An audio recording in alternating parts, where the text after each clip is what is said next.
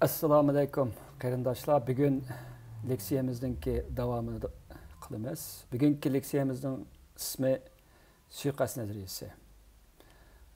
Bu nazariya meningcha mening leksiyalarimning ichidagi eng qiziqarli bir tema bo'lishi mumkin. Chunki bu suiqasd nazariyasi deganda bir anglisa cho'chakka, bir anglisa fantaziyaga, yana bir anglisa haqiqatga, yana bir anglasa yolg'onga o'xshab ketadigan nihoyat murakkab, oddiy tilda aytsak o'mashdek bir narsa bu. Shunday bo'lsa-mu, bu nazariyaninki hozir bo'lib shu COVID'ninki keynida bek bozor tepib g'arb jamiyatida nihoyat cho'ng bir masalaga aylanyapti. Bunda bo'lishining sababi COVID'ninki oldi oqida bo'lgan nurg'un ishlar yeshilmay, haqqi oshkor olmay, haqqi bilinmagandan keyin buningga qarata nurg'un savollar qo'yilib, ilgirki haqlar diqqat qilmagan masalalar qaytadan o'ttirib chiqyapti. Bu masalalar qanday degan vaqtida hukumatning xalq o'ttirisidagi ishonch ustiga qurilgan munosabat bek muhim bir kun tartibga kelyapti. Yana birisi ilm-fan jumladan shu meditsina ilmi bilan axloq o'ttirisiga munosabat. Anadaki çoğun doğru şirketleri, yani farma deb qo'ydi İngilizce. Bu doğru şirketleri bilen adetteki istimalçıda ya bimarlar o'ttirishga munosabat qatorliq nurg'un masalalar qaytadan kun tartibga kelib, kishilarning diqqatini chekyapti. Buning ichidagi eng qizg'in talash-tartib qilinayotgani shu suiqasd nazariyasidan to'yingan ba'zi bir uchurlar, g'aybatlar, apqashti gaplar, rost gaplar, qo'rqinchli hikoyalar qatorliqlar. Endi biz ilgirki leksiyamizning ilgirki qismlarida g'arbda jumladan Amerikada bo'layotgan irq to'qinishlardan manbalangan bir xil kultural urushni yoki kultur urushini ko'rib o'tdik. Uningdan keyin oilada nimalarni bo'layotganligini ko'rib o'tdik. Endi biz bu suiqasd nazariyasi orqali biz bir uchur urushininki g'arb jamiyatida qanday ilib berilayotganligi qisqacha qarab chiqamiz. Bizningki vaqtimizningki yetarli bo'lmasligi sababli bu nihoyat qizg'in ilib berilayotgan, qizg'in talash-tartib qilayotgan nurg'un masalalar haqida inchiklab to'xtalmaymiz. Bu vaqtda qiziqsanglar, hozir bekchiq bu vaqtdagi kitoblar, uchurlar, hujjatli filmlar va boshqalar. Faqat sizlarga shu nazariya haqida qisqacha bir savat xarakterlik bir bilim berishni o'zimninki bugungi leksiyamning asosli nishoni deb qarayman. Xo'sh. Oldi bilan bir necha hozir iqiyotgan bas-munozara qilinayotgan suiqasd nazariyasiga qarab boqaylik. Birinchisi COVID. Men deb o'tdim. COVID'ninki nereden paydo bo'lganligi, Xitoydagi Wuhandami yoki nerda qanday paydo bo'lganligi, virusning alohidaliklari, anadaki bu virusninki unumliligi, anadaki bu virusninki kasalni haqiqatan Pfizer va boshqa asosli media, xabar medialari degandek kasal inson bilan insonning kasalni taqilishini to'sadigan, to'smaydiganligi qatorliq nurg'unlagan masalalar keyin endi hozir asta-asta savollanishga, gumonlanishga duchor bo'lyapti. Bular Pfizerninki bu vaqtdagi Pfizer uchrayotgan, ya'ni Pfizer degan COVID'ning bir vaksinasini yasab chiqqan shirkatlarning birisi, uningki hozir uchrayotgan tanqidlari intayin ko'p bo'lyapti. Bo'lib Avstraliyada 2 kun bo'ldi. Avstraliya senatorlardan bir ikkilan Pfizerninki Avstraliyadagi vakillarini nihoyat jiddiy guvohlik yig'iniga chaqirib, ular bilan so'zlashdi. Buning bir qismi Twitterlarda e'lon qilindi. Bu deyilgan gaplarda asas nokta nima bo'layotdi degan vaqtida sadi Pfizerninki hozir kishilar gumonlanayotgan va nurg'un tadqiqotlar o'ttirib chiqayotgan bir qism shu vaksina urg'izganlarni keltirib chiqish, yurak kasallik keltirib chiqadiganligini Pfizerning biladigan bilmaydiganligi haqida masalaga markazlashyapti. Buningda Pfizerning vakillari dediki, yurak kasalligining bo'ladigan bo'lmaydiganligi aniq javob bermay, ular har qanday bir vaksinaninki ba'zi bir salbiy ta'sirlar bo'ladi dedi, ammo uni so'ragan senatorlar keskin qilib, sen bilamsan, bilmamsan, demak sen bilmaysan yoki bilsangmi bu uchurlarni xalqda ochiq oshkor demading degan bo'ladi. Endi bu hökumət organlarında Pfizer bilan bo'lib atgan diaqnozlarning bir qismi, ammo ommaviy medialarda, ijtimoiy taratqularda, bo'libmi ommaviy taratqularda, medialarda bo'lib atgan gaplarda amaliyotda bu COVID-ning vaksinasining bir xil biologiyalik bir qurol sifatida insonlarning DNA'sini o'zgartirib o'tishdak mana shunday bir maqsaddan yasab chiqilganligi haqida cho'ng bir qo'rqinch gaplar taqilib yuriydi. Buningki qancha ilmiy asosi bor, buni hech kim taqiqlab chiqmadi. Uning ustiga nurg'unlagan asosan ko'p qism hukumatlar, dunyodagi hukumatlar buni bir xil suiqasd nazariyasi deb qaraydi.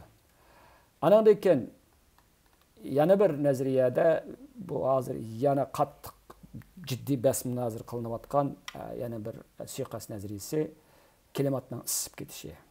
Bunda ikki taraf bo'layotadi. Birisi klimatningki hozir klimat o'zgarish krizisi, ya'ni klimat krizisi bo'layotadi deb qaralyotadi. Yana bir tarafda degan vaqtda klimat krizisi bir xil cho'ng aldamchilik bo'lib, bu orqali insonlarningki buningdan keyingi faoliyatlari qattiq cheklama ichiga ilinmoqchi deyilyotadi. Buningga misol qilib bu suiqasd nazariyachilari masalan buningdan keyin dunyo iqtisod munbirining bu vaqt nurg'un degan gaplari bor. Ularning bir plani bor. İnsanlarni asosan 2030-yilga kelgan vaqtda insonlarni oldi bilan bular qog'oz pulni yo'q qilib, butun insonlarni bankaga bog'lab, bank orqali xuddi Xitoylarninki ijtimoiy qarz sistemasi degandekda nomer qo'yash orqali ularning yegan go'shininki qanchalik miqdori, ularninki mashina degandek qanchalik miqdori, ularninki oilparini uchqandagi qo'yib beradigan karbon dioksidniki miqdori qatorliq nurg'un narsa hisoblash orqali bir odamninki yilda qanchalik karbon ko'yda nima karbon dioksid chiqasi bo'lganligi havoga, chunki karbon dioksid havoni isib ketishini keltirib chiqargan asosiy omil deb qaralyapti.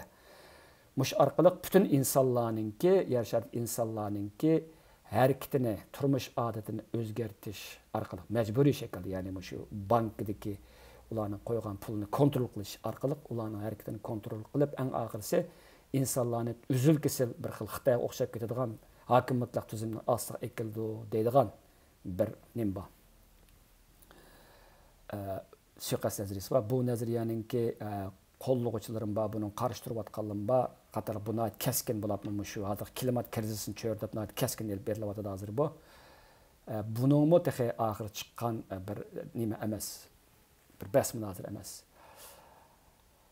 Ondan hamda uchinchisi hamda bu yomon bir klassik an'anaviy bir suiqasd nazariyasi. Bu yana bu suiqasd nazariyasiningki qarashlariga asoslanganda, yani buni Amerikadagi Trump vaqtida onun burunmu onun asosi barliq kelgan QAnon deydigan bir, yani Q noma'lum deydigan bir harakat bo'lgan. Bu harakatda shu o'ngchillarninki harakati deb qaraladi. Bu harakatda bular asosan suiqasd nazariyasini taqati deb qaralib, ularning suiqasd nazariyasining mazmuni shuki, dunyo bir turkum shayton diniga e'tiqod qiladigan, odam go'shi yeydigan pedofil, yani bolalarga jinsiy hujum qiladigan shunday shaxslar, shunday xo'jayinlar tomonidan kontrol qilinadi deydi. Endi bular buningga misol qilib, bu Xazarviyan mafiya deydigan bir mafiya bor ekan.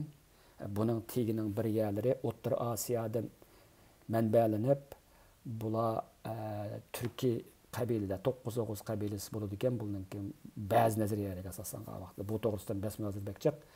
Bular keyin g'arbga ko'chgan vaqtida bular shu Shimoliy Kavkaziya, Ozarbayjonninki bir qismi, Qrimning atroflari va bo'lib hozirgi Ukraina qatorliq yerlarda 650-yillardan 9-asrning o'ttirlarigacha faoliyat olib bordi ekan. Bular faoliyat olib borgan vaqtida butun shu nimaninki egallagan yerdan o'tadigan Ipak yo'lining savdosini nurg'un ishlarni bular kontrol qiladi ekan. Ham atrofdagi ham xristianlarga ham musulmonlarga qattiq cho'ng hujum urush bilan bo'ladi ekan bular. Ana lekin bular keyin Yahudi diniga kirdi ekan deyildi ekan, ammo Yahudi diniga bularning yuqori qatlami kirdimi yoki bularningki butun jamiyat kirdimi, bu tadqiqotda oxiri chiqqan bir masala emas. Hatto bu vaqtda bazı kitaplar yazılgan vaqtida bir kitapta o Yahudilarning 13. qabilasi mana shu Hazariyalar deyildigan. Mushundaq deb andan bu Yahudi diniga kirib, keyin bular 9-yillarning o'ttiligiga kelgan vaqtda bular ayni vaqtda bulangchilik qilib, yo'l to'sab, qaraqchilik qilib, atrofdagi rayonlarni qattiq besram qildi deb qaralib, ayni vaqtdagi Rossiyaninki Kiev Rus knazlik tarafidan yo'qotildi ekan bular, barbod qilindi ekan. Shuningdek ekan bular chechilib ketib, keyin shu Germaniya va Angliya qator singib ketdi ekan deb qaraldi ekan. Bularni ba'zilar hozirgi Yahudilarninki eng chong qanotlarini bosib olgan Ashkenazi Yahudilarninki kelish manbai deb qaraydi. Ammo bu to'g'risida zo'r talash-tortishlar bor. Eng oxirisida bularning oxirisida hozirgi dunyoni kontrol qilayotgan globalistlarninki asli asosan mushkalligini bog'laydi ekan buningga. Andan bularning shu Rothschild jamiyati, Rockefeller jamiyati va boshqa hozirgi cho'ng jamiyatlarga bog'laydi. Ammo bu nazariyaninki Yahudilarga qarshi bo'lgan, ya'ni anti-Yahudizmlik bir tarkiblar bor. Shuning uchun buni nurg'un odamlar qo'llamaydi, ammo buni yana o'ngchillarning ichida qo'llaydigan nurg'un odamlar bor. Mayli qanday bo'lsin, bularninki suiqat nazariyasidagi hozirgi tilga ilinish intayin ko'p bo'lib o'tadi. Endi bu qiziq bir yeri, bu Hazariyan xalqligiga oid bir xatlar Kievdan tepiladi ekan. Bu xatning ichida bizningki Uyg'urlarninki Mong'oliyadagi Uyg'ur xalqi ishlatgan turk kronika yozilgan ba'zi gaplar bor ekan.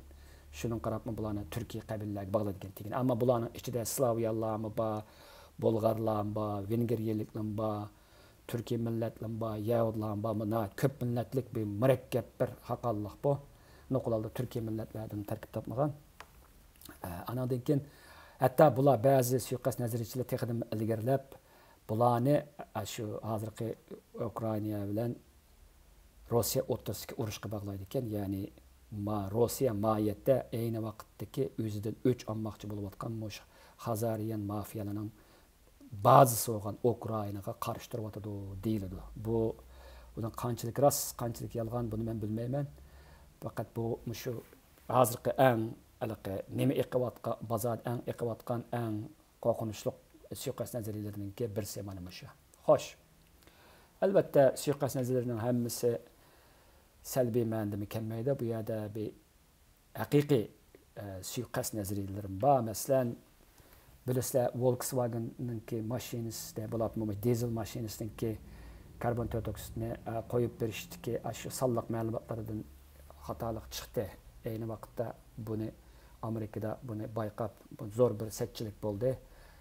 Volkswagen buni tuzatgan bo'ldi qatorliqlar, ammo bu to'g'risidagi ba'zi mish-mish gaplar tarqalgan vaqtda oldi bilan bu suiqasd nazariyasi deb qaralganda, ammo keyin uni haqiqiyligi ilmiy faktlar orqali isbotlandi qatorliqlar. Andan yana bizsa masalan tamaki shirkatlarininki ayni vaqtda tamakining inson badaniga ziyon qilmaydigan haqida nurg'unlagan tashviqotlar bo'lgan. Ammo shu vaqtda ba'zi bir tibbiy xodimlar va tadqiqotchilar tamakining odam badaniga jumladan odamlarninki nafas yo'llariga, nafas sistemasiga ta'sir ko'rsatganlik to'g'risida tadqiqotlar bo'lsin, bosirib qo'yilgan xeyli vaqtgacha. Og'izda bu keyin 70-80 yillarda yuqori bir baldaqqa chiqib, og'izda tamaki shirkatlar tamakini cheklash, tamakining zinini, tamakining qipiq yezish qatorliq nurg'unlagan qonunlarning tuzishiga turtki bo'ldi deb qarashga bo'ldi. Hamda suiqasd nazariyasi degan nima degan vaqtda bu so'zning o'zini analiz qilsak, suiqasd nazariyasidagi suiqasd so'zining ma'nosi dunyodagi nurg'unlagan ma'lum bir vaqa yoki holatlarning oqisida bir suiqasd bor. Buni bir uchum kishilar maqsadlik holda ilib bordi deb qaraldigan bir nazariyani ko'rsatdi. Bu insonlarning, ya'ni bu parda qisib turib ma'lum bir ishlarni yuz bergizadigan, ma'lum bir hodisalarni paydo qiladigan va ma'lum bir shaxslarni tarix sahnasiga chiqaradigan va tushiradigan bu shaxslarning maqsadi bu nazariyaga ko'ra eng og'irida butun insonlarni kontrol qilish orqali bularni uzil-kesil qul qilish kerak deydigan mandaq bir qarash ustiga qurilgan nazariyani ko'rsatdi. Ammo buning hammasi bunda bo'lmaydi. Ammo bu eng keng doiralik buniki eng aşırı radikal nimasi shu tabiri shu. Endi Oxford İngilizce lug'atda bu suiqasd nazariyasini manda deb ta'birlaydi ekan. Buningda ma'lum bir hodisa yoki bir holatni va voqelikni yo'shirin bo'lgan, ta'sir intayin kuchli bo'lgan shaxslarningki kontrol qilishni bo'lgan ishonishni ko'rsatdi. Bu bir ishonish. Yani onun pakitcanlığı, onun hakikaten emniyetke uygun yoki uygun emasligi hozircha bilgili bo'lmadi. Shuning uchun bu suiqasd nazariyasi har vaqt bazaliq bo'ladi, buni nurg'unlagan xaridorlar bo'ladi. Chunki ishonish filosofati bilan u rost bo'lishi mumkin, yolg'on bo'lishi mumkin. O'ydirim bo'lishi mumkin yoki haqiqat bo'lishi mumkin. Fantaziya bo'lishi mumkin yoki qasddan to'qirib chiqarilgan bo'lishi mumkin. Qatarlıqlar. Bu cəhətdə elib etqan vaxtda biz yaqında mındaq bir söz hazır ingilis tilidagi shu suiqasd nazariyasi qatarliqmi shu uchur urushda qabul qilinyapti hozir. Birisi yolg'on uchur, yana birisi saxt uchur. Yolg'on uchur degan bir uchurningki amaliyotga uyg'un emasligini bildiradi. Saxt uchur degan vaqtda bu ko'proq shu nimaga kirib ketadi bu suiqasd nazariyasiga. Ya'ni saxt uchur degan emas, uchurni qasddan yolg'on ko'ptirilgan yoki amaliyotga uyg'un bo'lmagan uchurlarni taqitish orqali xalqningki kallasini qaymoqtirish, ularni manipulyatsiya qilish yoki ular ta'sir ko'rsatish yoki ularningki kallasini juyish qatorliq omillarni ko'rsatadi. Bu hozir buni misinformation and disinformation deydi İngilizce. Türkçe shundoq deydi-ku deyman. Disinformasyon deydi-ku deyman. Disinformation. Bu haqda kitoblar jiq buni ko'rib baqsam bo'ldi. Endi bu yerda men bir nuqtani yaqinda bir nuqtani men ta'kidlab qo'yay. Shu nimaninki 60-yilning boshlarida yo'shin o'ltirilgan Amerika prezidenti John Kennedy'ning bir hozirgi bir nimasi bor, jiyani bor. Robert Kennedy deydigan. Bu Robert Kennedy hozir Demokratlar Partiyasininki saylam nomzodlarining birisi. O yaqinda nurg'unlagan bomba xarakterlik gaplarni qildi. Buning ichida buning qilgan gapining birisi shu suiqasd nazariyasi haqida bo'ladi. Uning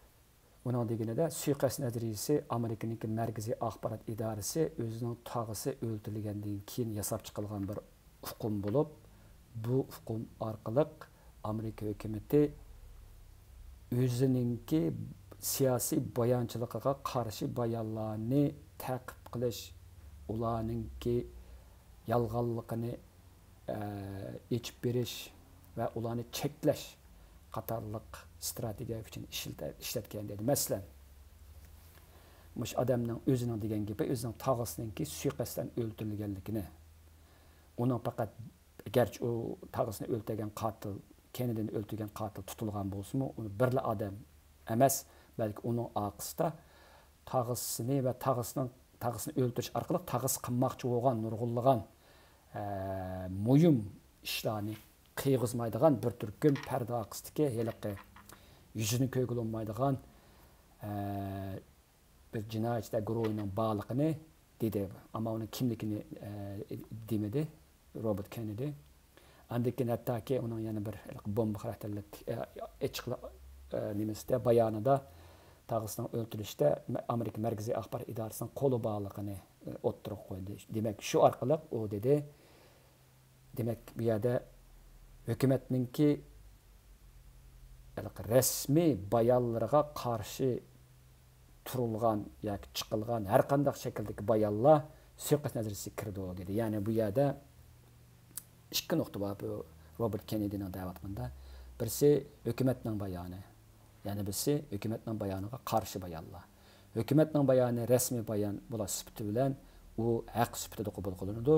Uningga qarshi chiqayotgan, uni savollayotgan, uning haqiqiyligidan gumonlanayotgan, hatto uni rad qilayotganlarningki bayonlari bu nimaga kirdi demoqchi bu odam suiqasd nazariyasiga.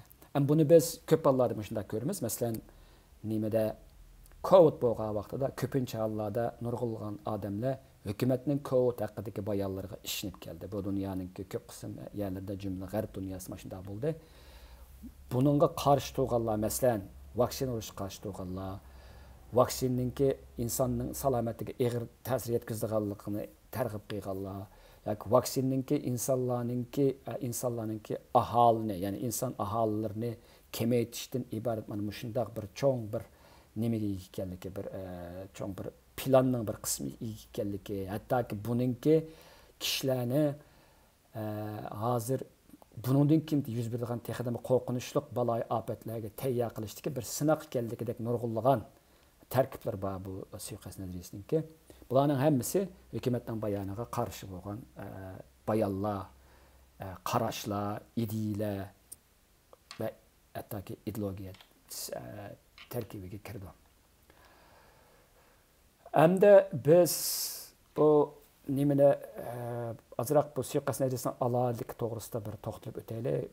Bu suiqasd nazariyasini bir ishonish filosofasi bilan uni oldirab haqqa chiqarg'ili bo'lmaydi, ham oldirab yolg'onga chiqarg'ili bo'lmaydi. Masalan, yana Robert Kennedy'ning gapi kelaylik.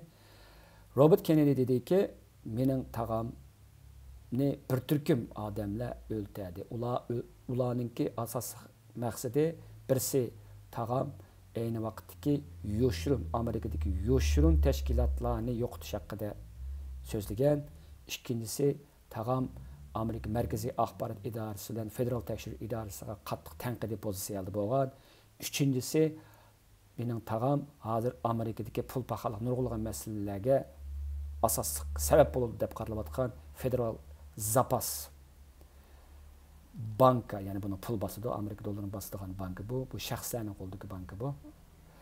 Mushu bankining ishlariga bu tekshirishni talab qilganligida mushunda cho'ng-cho'ng ishlar mana shu dunyoni kontrol qilayotgan globalizatsiyaning manfaatiga ta'sir ko'rsatganligi uchun tag'am o'ltirilgan deb qaraydi bu odam. Buning gapini bir uningki o'zininki bir ishinishi deb qaraydi. Rost bo'lsa, yolg'on bo'lsa hozir bilmaymiz. Ammo ta hozirgacha John Kennedy'ninki qasdlab o'ldirilishiga oid bo'lgan uchurlar ta hozirgacha Amerika hukumati tomonidan e'lon qilinmadi. Bu e'lon qilingan bo'lsa, Robert Kennedy'ning gapininki rost yolg'onligi shu zamonda aniqlanadi, taroziga silinadi. Hozir shu uchurlarning e'lon qilinmasligi Robert Kennedy'ninki gapini hozircha nurg'ulg'an ashunga agishtirgan va uning ishindigan odamlarning orasida haqqi chiqirdi. Shunga uninkini toki shu uchurlarni oshkorlamaguncha hech kim yolg'on demaydi. Shunglashqa Trump yaqinqi bir nutqida dediki, agar men prezident bo'lsam, John Kennedy'ninki qasdlab o'ltirishga oid uchurlarning hammani jamoatga oshkorlayman dedi. Ama Amerika hukumati buni hozirgacha davlatning maxfiyatligi sifatida oshkorlamadi. Shunday narsa kelgan vaqtida, masalan, hukumat o'zi ochiq yo'ruq bo'lib bu uchurlarni qilib o'tgan bo'lsa, bundaq suiqasd nazariyalariga o'rin qolmagan bo'ladi. Nurg'un ishlarda hukumat nurg'un ishlarni ya oshkorlaydi, yo oshkorsin kechikib oshkorlaydi. Shu oraliqda bu haqda nihoyatda ajoyib, g'aroyib tasavvurlarga, fantaziyalarga to'lgan suiqasd nazariyalari uchib yuradi. Ularni aldirab qabul rost degilim bo'lmaydi, ham yolg'on degilim bo'lmaydi. Bir qarsa bir yerlari rostdek. Masalan, Covid kelaylik. Covid o'xshash. Covid haqida hech qaysi bir davlatda uzul kesil bir betaraf ham obyektiv haq bir tekshirish elib berilmadi. Buningda hukumatningki qarorlari, hukumatningki buni qanday bir taraf qilganligi to'g'risidagi tekshirish elib berilmadi. Cho'ng dori shirkatlari jumladan Pfizer bilan Moderna'ni tekshirish ostiga ilinmadi. Boshqa ijtimoiy muassasalarni tekshirilmadi, qatorliqlar. Unda bo'lgan ekan, nurg'un kishilar bu haqda to'xtamay bas munozirlarni qilib, bu vaqtda o'zining qiyoslarini, ishonishlarni o'ttirib qo'yaverdi. Shuning uchunmi o'ylaqi gerçi hükümetlerinin cümleden Amerika'daki bir devletinin hükümetininki bu vaqtdagi pozitsiyasi aniq bo'lsa-mu, hem bununla Amerika'daki köp sandaki medialar cümleden CNN, ABC deganlar ergashsa-mu, lekin yanala xalq uningga qoyil olmaydi. Shuning bilan bu davomlashaveradigan bir ishga aylandi.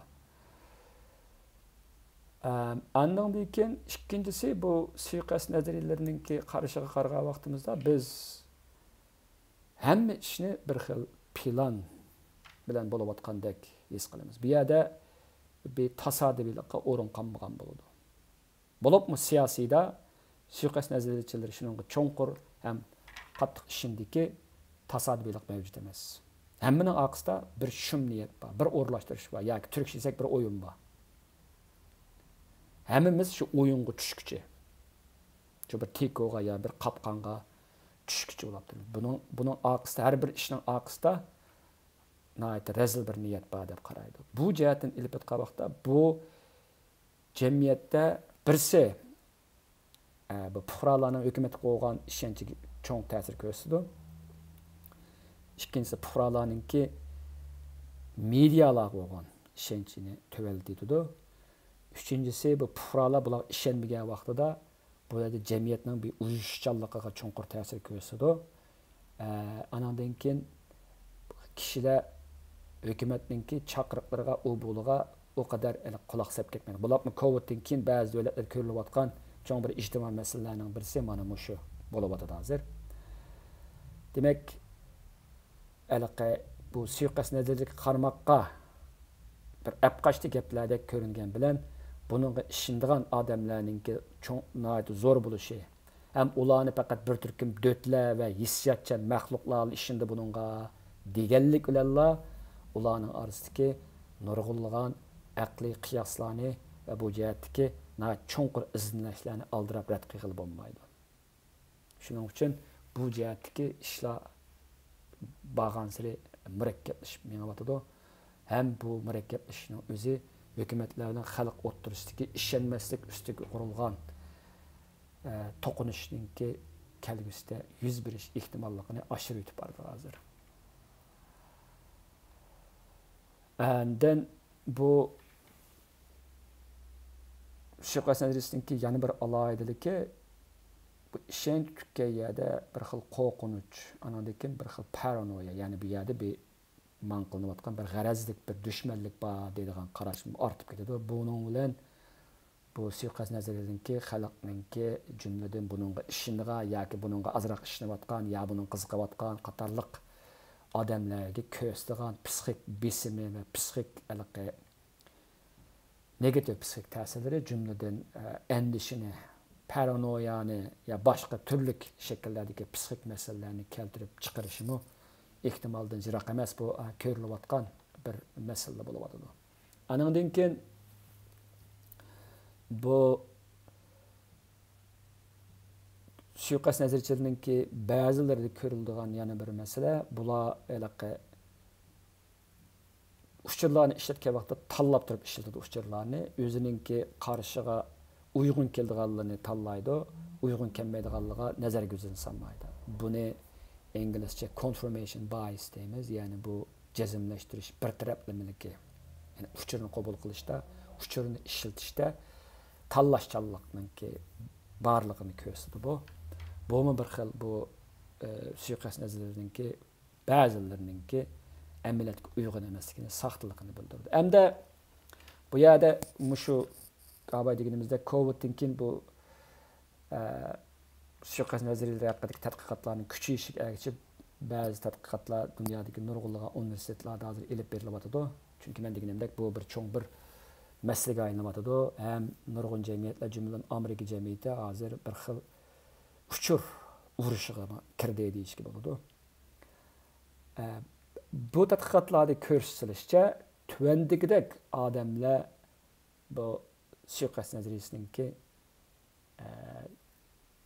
qurbonlarga, ergashuvchilarga yoki uni ishindığanlarga aylandı ekan. Bunun birisi bazı adamlar nəhayət özünü güchsiz his qıldıgan, yalğız, ayrılıb qalğandek his qıldıgan adamlar mushundaq bir ma'lum bir suiqasd nazarga ishindığan topqa qatnashish orqali o'zidagi bu kuchsizlikni yengmoqchi bo'ladi deb qaraldi. Ammo buningga men toza qoyil olmayman, chunki haqiqatan bir odam suiqasd nazarga ishlanib qolib qolsa, o'zini texidimi kuchsiz his qiladi amaliyotda. Ba'zi hollar. Chunki bu dunyoni bir g'oyat zo'r bir qo'rqinchli bir kuch kontrol qiladi deb qaralsa, bu kuchdan qutulishning nihoyat ta'siki qayta his qilinsa, bu vaqtda odamning aslida bor bo'lgan kuchsizlik tuyg'usi texidimi kuchaydi ki ojizlab qolmaydi. Lekin ehtimol bu bir qism odamlarga mos kelishi mumkin. Ammo men buningga gumon bilan qarayman. Aningdan keyin yana birisi bu nurg'unlagan murakkab hadislarni, tarixda yeshilmagan sirlarni kishilarga tushuntirishda nihoyat bir oddiy bir javob bilan ta'minlaydi. Ya'ni bu yerda bir aqsimda bir odam va manda qilib bu dunyoni manda qilmoqchi bo'ladi. Bu dunyoni tushuntirishdagi nihoyat oddiy, qulay va bir xil qoyil qilarlik bir yo'ldek bilinadi. Bu vaqtda yaqinda bir mashhur bir Yahudi yozuvchisi va kelgusishunos Yuval Noah Harari deydigan, onunki Sapiens deydigan bir kitabı, insonlar deydigan bir bozorlik bir kitabı var. 20 asrlik yüzlanishlar to'g'risida nurg'unlagan tadqiqotlar. Bu mushu hozir qattiq basmunozir qilinayotgan Dünya iqtisod munbirininki raisi Klaus Schwab degan Germaniyalikninki cho'ng danishmandlarning birisi. Bunun qarshidami, men degandek hozirda aytgandek narsa. Ya'ni u deydi, bu suiqasd nazariyasi mohiyatda dunyoni tushuntirishdagi bir xil oddiy ammo xato bo'lgan bir xil javob bilan ta'minlaydi. Hatto bu xatarlik javob bu deydi. Andan bu bir qadam ilgarilab, bu qarashni men qo'llamayman. Suiqasd nazariyalari ijtimoiy shu medialardan, masalan Twitter, Facebook qatorida uzil-kesil supurib tashlanishi, qattiq kontrol qilib butunlay yo'qotilishi kerak deb qaraydi. Bu ma'lum jihatdan bir vaqtda fikr erkinligi daxl ta'ris qildi deb qarayman.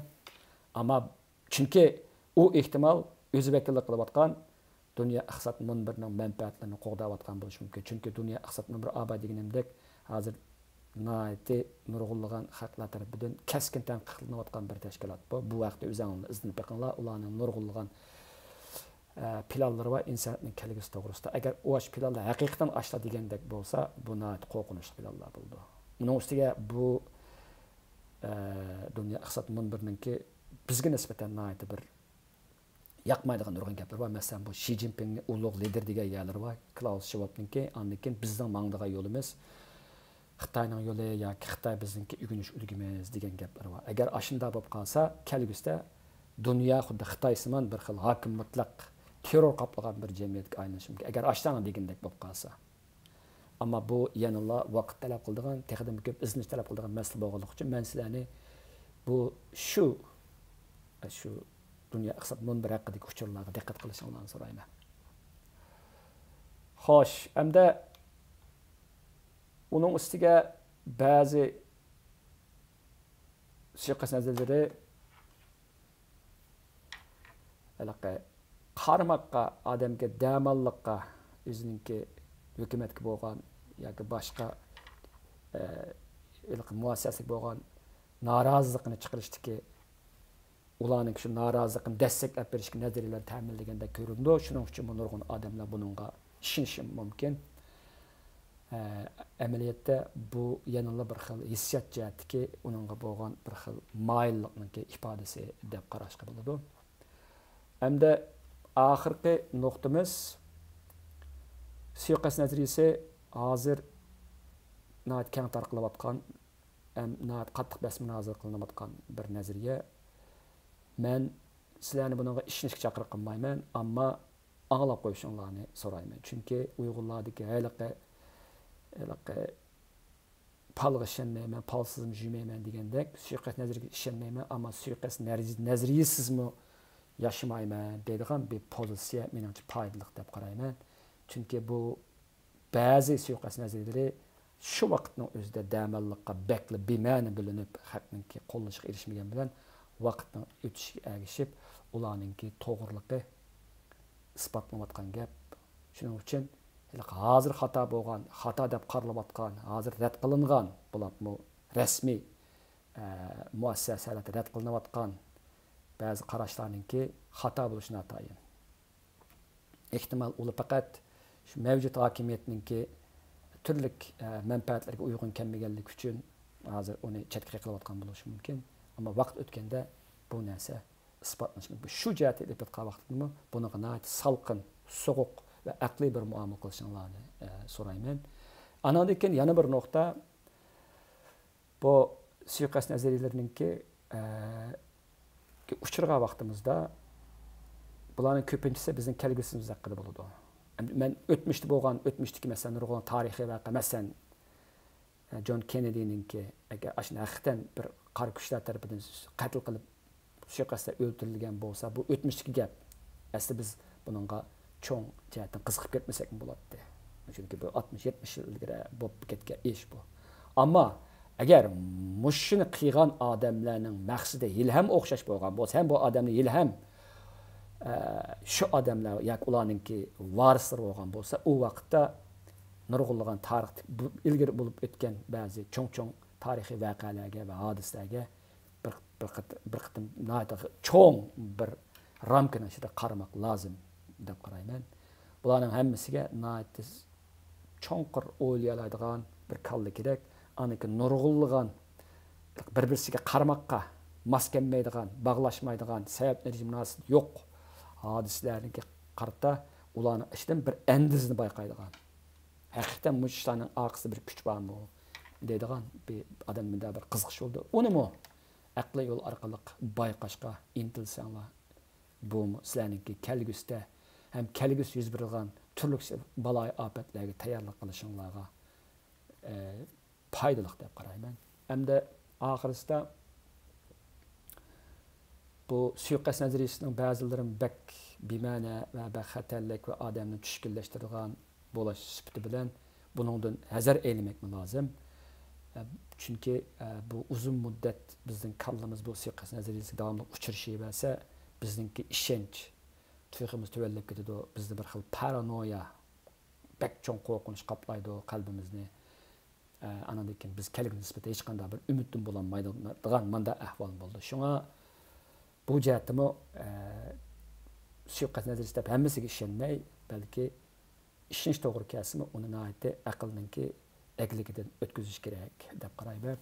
Oxirisida so'zlaydiganim bu suiqasd nazariyasining qarshi turishdagi yoki uningda o'zimizning bir immun sistemamizni oshirishdagi yo'llar jiq, ammo buning asosiy qildiğini oldi bilan bu abamendagi deb o'tib ketgandek hukumatning tirishchanligiga bog'liq bo'ldi. Ba'zi uchurlar qasddan yoki qasdansizlik bilan yo'shirib qo'yilsa, bu vaqtda yo'shirilgan narsaga insonning tabiatida bir qiziqish bo'ladi.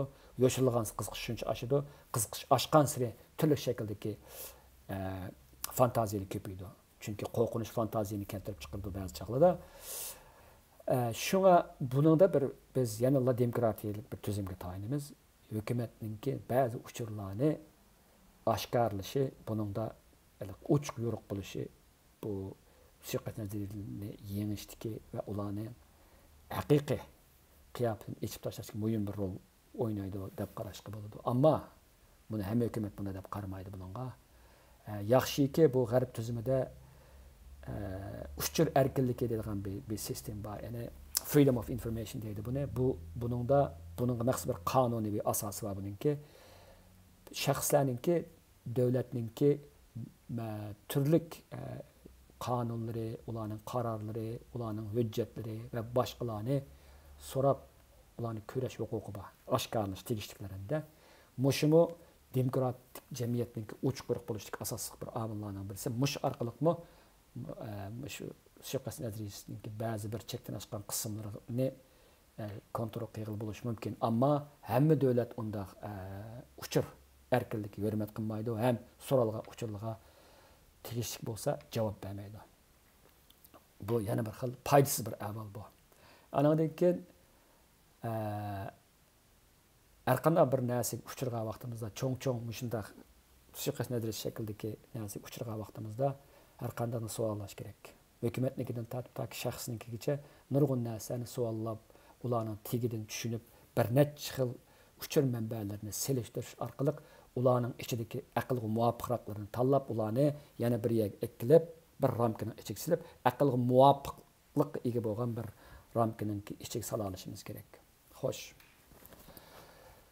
Bugungi leksiyamiz müşahid tugudi. Bugungi leksiyamizda biz suiqasd nazariyasi to'g'risida to'xtalib o'tdik. Suiqasd nazariyasi hozir g'arbda qattiq avjilayotgan bir xil nazariyalarning birisi bo'lib, jamiyatda nurg'un g'arb jamiyatlarida hozir bir uchur urushi, to'qinishi keltirib chiqaryotadi.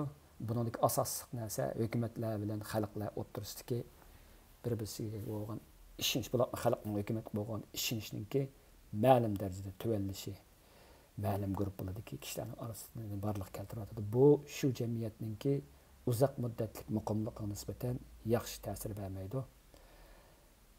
Men g'arbda yashayotgan Uyg'ur qarindoshlarimizninki o'zi yashayotgan jamiyatda eqayotgan shu suiqasd nazariyasiga qiziqsa quloq solib qo'yishni, quloq solgan vaqtida tanqidiy va aqliy bo'lishini talab qilaman. Oxirida hammanglarga bir sog'lom bir aqlga to'lgan bir hayot tilayman. Demoqchi o'g'lim, suiqasd nazariyasiga ishonmanglar, ammo suiqasd nazariyasizmi yashamanglar. Gapim tugidi. Aman bo'linglar.